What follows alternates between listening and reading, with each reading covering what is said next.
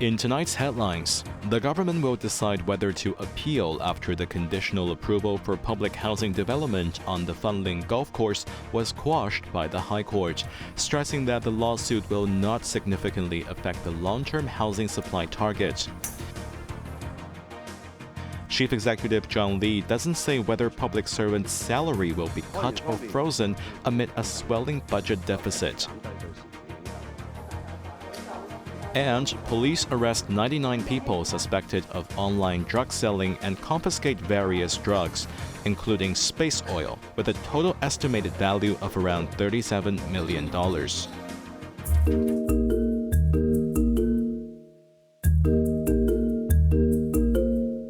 While the government believed that a recent court decision which overturned the environmental study approval to build flats on part of the Fanling Golf Course will not significantly affect the city's long-term public housing supply target, it is mulling to appeal the ruling.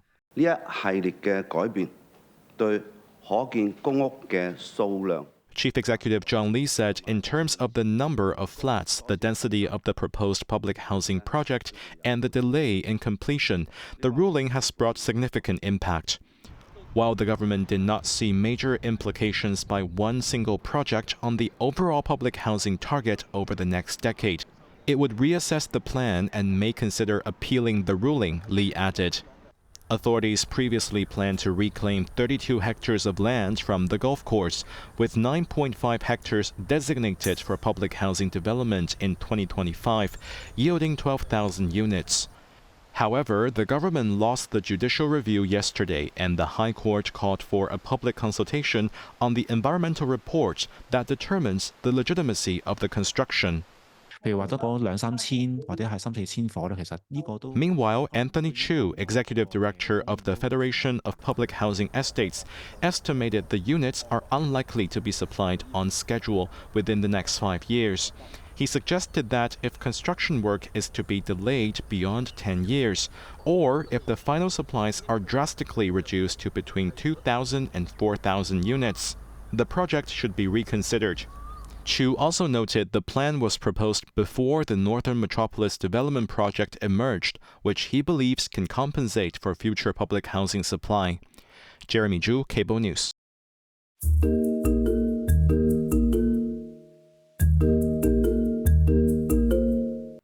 Chief Executive John Lee pledged to cut expenditures and increase revenue after the budget deficit for the current fiscal year is estimated to swell to $100 billion, more than twice the previously projected $48 billion. 節流呢係包括減少政府嘅開支。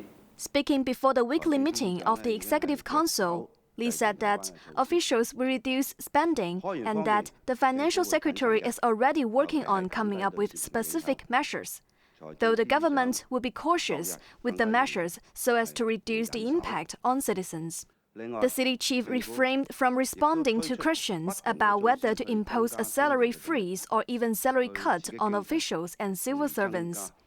Meantime, Lee said the government will develop new growth points to boost the economy, including the 3-runway system, Kaidak Sports Park, and the Northern Metropolis. Last week, over 80 enterprises signed an expression of interest for the development of the Northern Metropolis. The city leader expressed confidence that investments in the area will yield substantial returns.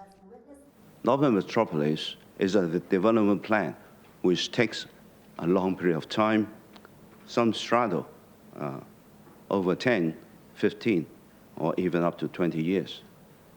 There are big opportunities there because Hong Kong is being developed into different centers of excellence, and all these centers of excellence will mean industrialization, new value creation, and also composite consideration for the overall development of Hong Kong.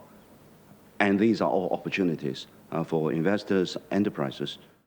In addition, Lee also mentioned plans to explore innovative methods that could allow citizens to enjoy the investment returns from the Northern Metropolis project.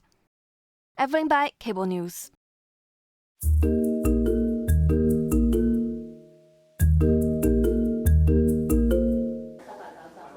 Police arrested 99 people, including a 12-year-old student, on suspicion of selling drugs online, seizing various drugs and the emerging narcotic, space oil, with a total estimated value of around $37 million. Among the arrestees were 88 men and 11 women, aged between 12 to 73. The youngest suspect was found with 1 gram of cannabis. In addition to traditional drugs like cocaine, methamphetamine, and cannabis, the operation seized over 9,900 space oil-infused capsules, 1.7 kilograms of space oil and 1.2 kilograms of etomidate powder that can be used to produce nearly 5,000 space oil-infused capsules. 我哋有接獲多間學校嘅舉報。 Chen Kongming, senior superintendent of the Narcotics Bureau, said they received reports from multiple schools about students bringing space oil or cannabis cigarette oil to campus.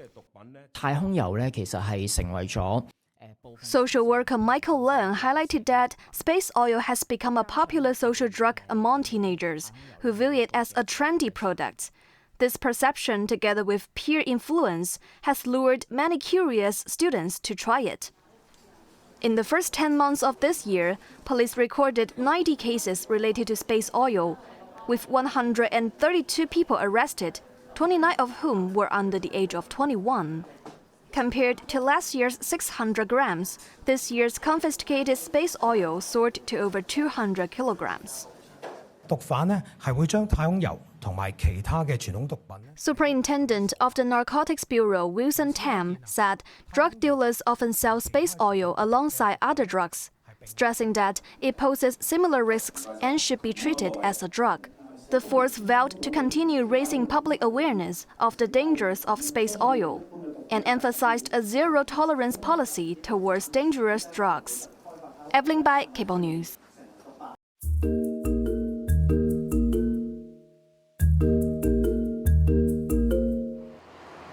A resurgence was seen in cases of Hong Kongers being lured to Southeast Asian countries for forced illegal work since the second quarter of this year, according to the Security Bureau. So far this year, the Immigration Department and police received 23 requests for help. Among these, 11 people have returned home, while 12 remain with restricted freedom but are reportedly safe. 對於呢啲未翻到嚟嘅人咧，我哋會係全力協助嘅。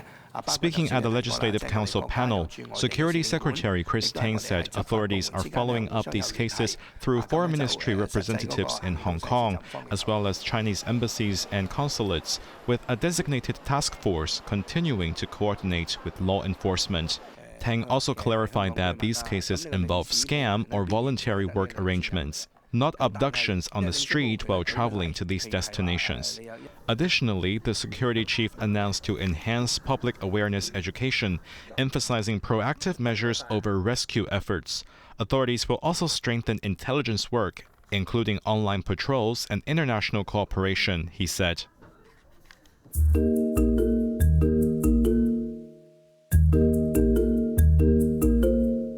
The conflict in Syria continues to escalate as government and Russian forces launched sustained airstrikes on the rebel-held northwestern city of Idlib. Targeting several hospitals and health department buildings in Idlib, government forces were trying to take back territory from rebels who have ignited a civil war against the administration of President Bashar al-Assad. Footages show that dust filled the air inside a hospital and makeshift ceilings have been severely damaged. Some patients have reportedly died due to oxygen supply disruptions. According to Russian media, the local command center of the anti-government organization Hayat Tahrir al-Sham has been destroyed, with dozens of militants killed or injured, including an Arab leader. The rebel forces previously launched an offensive, storming through one of the country's largest cities, Aleppo, and capturing key government facilities, forcing Syrian troops to withdraw. Militants have taken the airport and even torn down Assad's posters. Some rebels have repeatedly patrolled areas around what was suspected to be Bashar al-Assad's residence in Aleppo. According to the United Nations, at least 44 civilians, including children and women, died in northwestern Syria over the past week. More than 48,500 people have lost their homes. In response to the conflict, Russia, Iran, Turkey, and Qatar plan to hold talks in Doha next week to discuss the situation. Iranian President Masoud Pezeshkian stressed cooperation with Russia to help Syria combat terrorism. Turkey, on the other hand, blamed Syrian authorities' refusal for political dialogue for the conflict, urging President Assad to reconcile with his own people. Jeremy Zhu, Cable News.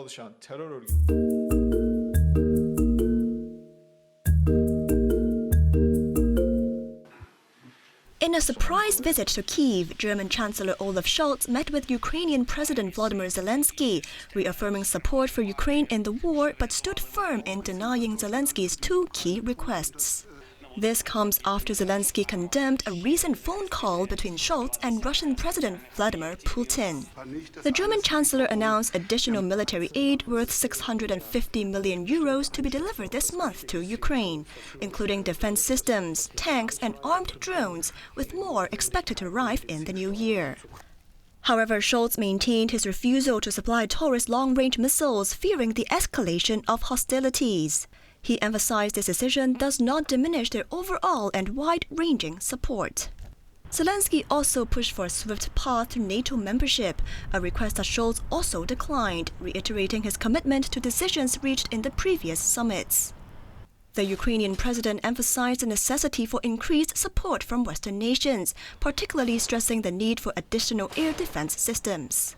Earlier, the visit also saw the two leaders reviewing drones produced by Ukrainian and German companies. Zelensky has described Germany's air defense systems as a historic contribution to his country, saving tens and thousands of lives. Cheryl Yun, Cable News.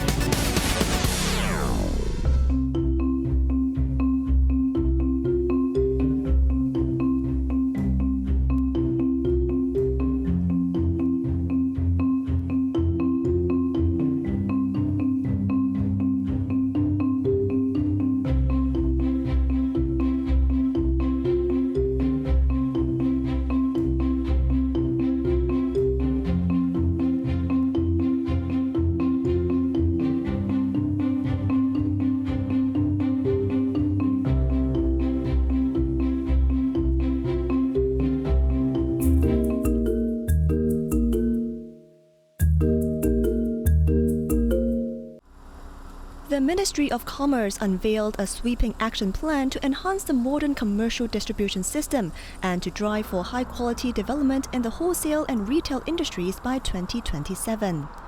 The plan focuses on utilizing technologies such as big data and artificial intelligence to optimize the urban and rural commercial networks, ensuring a seamless flow within the national economy. In the rural sector, initiatives include the constructions of county-level commercial systems and stepping up the integration of rural logistics, e-commerce, and commercial circulation. Key objectives include strengthening the three-level logistic distribution system in counties, towns, and villages. On agricultural products, a key focus area involves strengthening distribution networks and elevating cold chain circulation rates for fruits to 25% and meat to 45%. The strategy also aims to nurture 100 backbone agricultural product wholesale markets. Efforts will be made to forge stronger connection between production and retail sectors to enhance efficiency. In urban areas, the plan aims to guide the transformation of traditional commodity markets and to upgrade the retail industry through instant retail and live e-commerce, etc. On the international front, the plan is geared towards enhancing competitiveness in the global market through encouraging enterprises to join in the Belt and Road Initiative and expanding global reach, as well as bolstering the alignment between domestic and foreign commodity quality standards, certification, and accreditation processes. Cheryl Yun, Cable News.